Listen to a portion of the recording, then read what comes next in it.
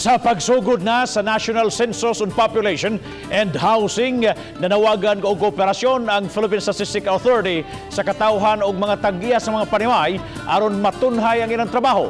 Bisan sa mga hagit, andam silang muhimo sa ilang tahas. Adunay live report si Nico Cirino. Nico?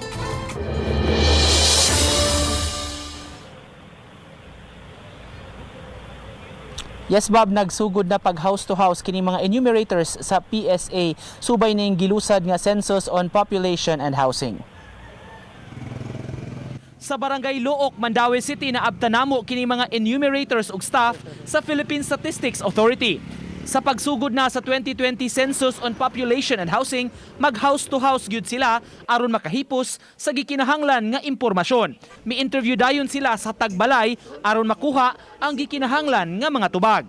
Either sa silingan niya nga among tagaan og kanang appointment slip para makahibaw siya nga on that day mobalik mi o nya magutana sa silingan ug unsa ging orasa siya na diha kay muna ibutan na mo sa mga appointment slip ka sa oras nga maabot siya usap kay pagbalik sa damo. Si Jonathan, usa sa mga enumerators nga mao'y mag-house to house, aminado sa karisgo sa ilang trabaho taliwa paning panahon sa pandemya.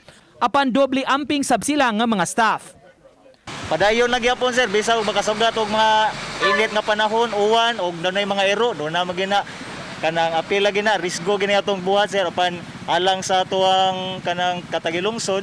Panawagan sa PSA mukooperar ang katawhan sa census mudawat sa mga enumerator ug muhatag og matinud-anon nga impormasyon.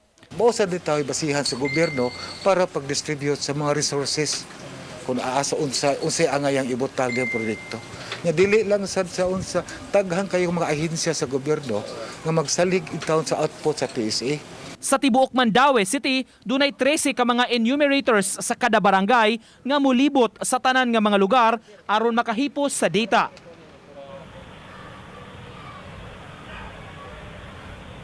May managlahing klase sa mga questionnaire, Bob, ang iapod-apod unya sa taga PSA ug himo sab siya sa interview sa matag tagbalay. Ang ila lang nga panawagan nga dili sila balibaran sa mga tagbay sa ilang pag-abot sa mga residences tungod kay importante kaayo ang data nga mahipos nining National Census. Bob?